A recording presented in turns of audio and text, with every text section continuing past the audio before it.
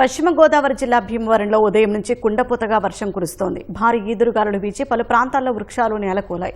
విద్యుత్ సరఫరాకు అంతరాయం ఏర్పడింది. ఎడతెరిపి లేకుండా కురుస్తున్న వర్షానికి పట్టణంలోని రహదారులు జలమయమయ్యాయి. ఉండి, భీమవరం, ఆకివీడు, కాళ్ల మండలాల్లో ఆరబెట్టిన ధాన్యం రాసులు వర్షానికి తడిసి ముద్దవడంతో రైతులు ఆందోళన చెందుతున్నారు.